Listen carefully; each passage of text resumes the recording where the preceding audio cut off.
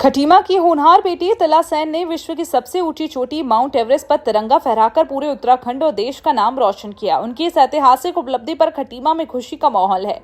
नगरवासियों की ओर से उनके सम्मान में भव्य स्वागत समारोह आयोजित किया जा रहा है। तिला सेन ने कठिन परिस्थितियों का सामना करते हुए अपने साहस, दृढ़ संकल्प और अथक मेहनत के दम पर दुनिया की सबसे ऊंची चोटी माउंट एवरेस्ट को सफलतापूर्वक फतह किया। उनकी इस उपलब्धि को पूरे क्षेत्र के लिए गर्व का क्षण माना जा रहा है।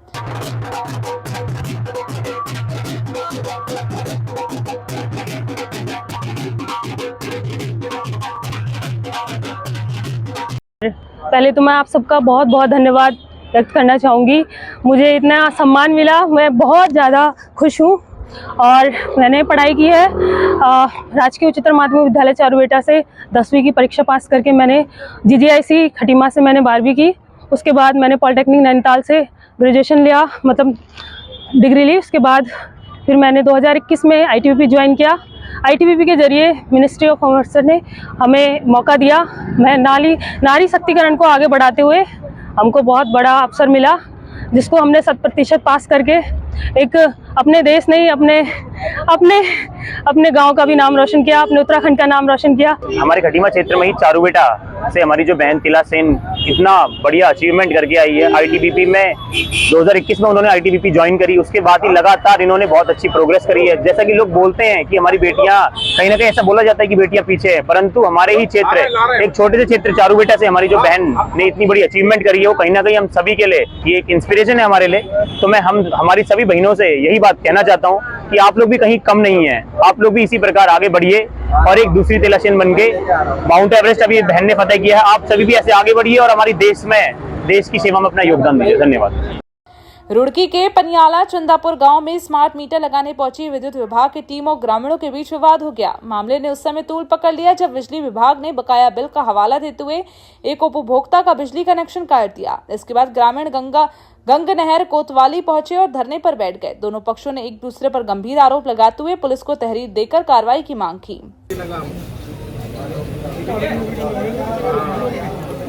आज पनियाला गांव में हम स्मार्ट मीटर बदलने के लिए गए थे। पुराने मीटर थे, उनको स्मार्ट मीटर से बदला जा रहा था, परंतु वहां पर उपस्थित व्यक्ति द्वारा विरोध भी किया गया। इस चीज को लेकर विरोध को भी मान लिया गया। हमें ये भी कहा कि भाई आप पैरेलल में मीटर लगवा लें, लेकिन उसके लिए तैयार नहीं हुए। फिर उसके लिए भाई आपके बकाया भी है 11,000 रुपये का, उसमें आपको कनेक्शन भी कट जाएगा, आप नहीं जमा करोगे तो उन्होंने कनेक्शन आप काट दो हमारा। तो फिर हमने उनका कनेक्शन काट दिया। तो उस चीज़ को लेकर फिर हम आगे चले। तो उसके बाद में वहाँ पर हमारे पास में वो व्यक्ति जो हमसे बात कर रहा था, उसका भाई आया और भाई ने हमारे साथ काफ़ी वहाँ पर बदतमीजी करी, बल्कि डंडा लेकर मारने तक भी चला वो। तो उसी के खिलाफ हमने अपनी तहरीर दी है। आज ये जो है अचानक से स्मार्ट मीटर लगाने के लिए पहुंचे हैं पनियाला चंदापुर में। वहाँ जो लोग बेचारे हलवाई समाज के, चमार समाज के लोग जो मजदूरी पर गए हुए थे बेचारे, उनके घरों पर जाके इन्होंने जो है बिना किसी इन्फॉर्मेशन के जबरदस्ती मीटर ठोक दिए। अगर उन्होंने विरोध किया है तो उनके साथ बदतमीजी करी है। इनमें एक SDO है, पंकज गौतम करके नाम है इसका, वो SDO है। उन्होंने हमारी बहनों के साथ में वहाँ बदसलूकी करी है। ये कहा है कि तुम्हारी औकात नहीं है 11,000 रुपए का बिल पे करने की, हमारी औकात है। इसके मुंह पे मारा है हमने 11,000 रुपए। अभी विद्युत विभाग की टीम है जो गांव में स्मार्ट मीटर को लेकर घूम रही थी।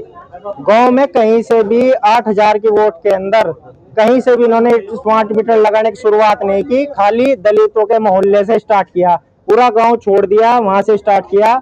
जो लोग गांव में नहीं थे वो बेचारे मेहनत मजदूरी पे जा रहे हैं। घर में कोई औरतें भी नहीं है, उस घर में भी घुस के मीटर लगा रहे हैं। और जिस घर में औरतें हैं उस घर में घुस के औरतों को कह रहे हैं कि मीटर लगवाओ। अगर औरतें पूछ रही है हम नहीं लगवाते या किस कारण से लगा रहे हो, तुम्हारी कंप्लेंट हो जाएगी, तुम्हें मीटर लगवाना पड़ेगा। तानाशाही चल रही है बिजली विभाग की। मंगलवार को महिला सशक्तिकरण एवं बाल विकास मंत्री रेखा आर्य ने मुख्यमंत्री वात्सल्य योजना के तहत लाभार्थियों को 4 करोड़ 39 लाख रुपए से ज्यादा की धनराशि जारी की। कैंप कार्यालय पर धनराशि लाभार्थियों के खातों में DBT करने के बाद कैबिनेट मंत्री रेखा आर्य ने बताया कि इस योजना में प्रदेश सरकार 2020 से ही कोरोना महामारी के समय अभिभावकों को खो देने वाले बेसहारा बच्चों को प्रति माह 3,000 की सहायता राशि देती है। इस योजना के तहत मार्च 2026 तक का धन पहले ही जारी कर दिया गया था। वात्सल्य योजना के हमारे जो लाभार्थी बच्चे हैं, जो हमारे कोविड में विशेषतः जिनके अभिभावक नहीं रहे अथवा अभिभावक में से एक कमाऊ सदस्य नहीं रहा, ऐसे बच्चों को हम लोग लगातार निर्बाध तरीके से धामी जी के नेतृत्व में, धामी जी के आशीर्वाद के साथ में निश्चित रूप से उनको जो धनराशि 3,000 रुपये प्रति बच्चा हम लोग देते आए हैं, आज उसी क्रम को आगे बढ़ाया गया है और विगत 3 माह यानी कि अप्रैल, मई, जून 3 माह का जो है धनराशि लगभग 4 करोड़ से अधिक धनराशि जो है आज उनके खातों में डीबीटी की है। मंदिरों में चढ़ावा चोरी के मामले सामने आने के बाद हरिद्वार के प्रसिद्ध मनसा देवी मंदिर ट्रस्ट ने अपने पुजारियों को शुचिता बनाए रखने की शपथ दिलाई। मंदिर ट्रस्ट के अध्यक्ष और निरंजनी अखाड़े के सचिव महंत रविंद्र पुरी ने मंदिर के सभी पुजारियों और अन्य स्टाफ को शपथ दिलाई। साथ ही चेतावनी भी दी कि अगर कोई भी पुजारी या कर्मचारी चढ़ावे का निजी इस्तेमाल करते हुए पकड़ा जाता है तो उसे न सिर्फ निष्कासित किया जाएगा बल्कि उसके खिलाफ कानूनी कार्रवाई भी की जाएगी। इसके लिए महंत रविंद्र पुरी ने 7 लोगों की एक कमेटी बनाई है। इसके साथ ही महंत रविंद्र पुरी ने हाल ही में गठित अखाड़ा परिषद की दूसरी कार्यकारिणी पर टिप्पणी करते हुए कहा कि वे खुद भी अखाड़ा परिषद के अध्यक्ष चुने गए हैं और उनके पास बहुमत है, इसलिए कुंभ मेला 2027 उन्हीं की अगुवाई में होगा।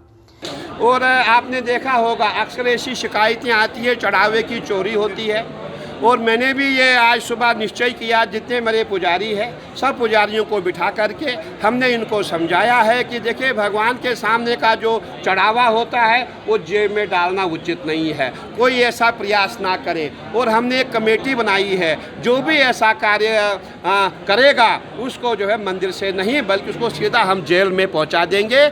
हमारा भी चुनाव हुआ है, हमारा पहले प्रयागराज में चुनाव हुआ, हमारा दोबारा उज्जैन में चुनाव हुआ। उज्जैन में जो चुनाव हुआ उसमें हमें हरिद्वार का मेला, नासिक का मेला, कुंभ का मेले की जिम्मेवारी हमें दी गई है, जिसका अध्यक्ष मैं हूं और मेरे साथ श्रीमंत हरिगिरी जी महाराज है। और आने वाले समय में हरिद्वार का जो कुंभ होगा, दिव्य भाई होगा। मैं स्पष्ट करना चाहूँगा, मुझे किसी अखाड़े से कोई विवाद नहीं है, कोई झगड़ा नहीं है और वो जो मेरे भाई है वो भी मेरे नाम राशि है, मुझे उनसे कोई विवाद नहीं है। लेकिन मैं स्पष्ट करना चाहूँगा, उनकी कमेटी अलग है, उनका परिषद अलग है, मेरा परिषद अलग है। उत्तराखंड में स्वास्थ्य सेवाओं को और मजबूत बनाने के लिए केंद्र सरकार ने राष्ट्रीय स्वास्थ्य मिशन के तहत 816.95 करोड़ रुपए की मंजूरी दी। इसमें से 599.95 करोड़ रुपए रिसोर्स एनवेलप और 217 करोड़ रुपए इन क्वाइंड सहायता के रूप में शामिल है। बेहतर प्रदर्शन के आधार पर राज्य को 100 करोड़ रुपए की अतिरिक्त प्रोत्साहन राशि भी मिल सकती है। इस बजट से अस्पतालों में आधुनिक चिकित्सा सुविधाओं का विस्तार,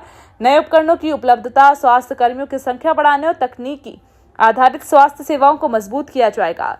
राज्य सरकार ने 1075.39 करोड़ रुपए का प्रस्ताव भेजा था। इस राशि से शहरी स्वास्थ्य सेवाओं के साथ साथ दूरस्थ और पर्वतीय क्षेत्रों में स्वास्थ्य सुविधाओं, जन स्वास्थ्य कार्यक्रमों को भी गति मिलेगी। रुड़की गंगनहर पुलिस को बड़ी कामयाबी हाथ लगी है। पंजाब निवासी युवक को 2 करोड़ रुपए कीमत की हेरोइन के साथ गिरफ्तार किया, जिसका खुलासा एसएसपी हरिद्वार ने आज रुड़की गंगनहर कोतवाली में करते हुए बताया कि 2 करोड़ रुपए कीमत की हेरोइन के साथ पकड़ा गया अभियुक्त पंजाब का रहने वाला है, जिसको रुड़की गंगनहर कोतवाली क्षेत्र लाटरडेवा अंडरपास से गिरफ्तार किया। पुलिस आगे की जानकारी जुटा रही है कि ये हेरोइन कहां से खरीद कर लाया था और आगे किसको सप्लाई करनी थी। लगभग 1 किलो चना चाहिए, 980 ग्राम तराजू में तोला गया है और ये इसकी कस्टडी से मिली है और ये यहाँ बेचने के लिए लाया था और इसका जॉइंट इंटरोगेशन जो है और एजेंसी जो है वो चल रहा है, अभी चलेगा हो गया, कमर्शियल क्वान्टिटी से काफ़ी ज़्यादा है। इसकी हेरोइन की कमर्शियल क्वान्टिटी 250 ग्राम है, इससे लगभग 4 दिन होंगे। तो इसमें जैसे कि इंटरोगेशन रिपोर्ट जो है वो स्टेट की एंट्री है, शेयर की है और इसमें जो एंटी बेस की धारा 1729 है, इसमें कि वो कहाँ से लाइट इसको बेचने जा रहे थे, इसका पता किया जा रहा है।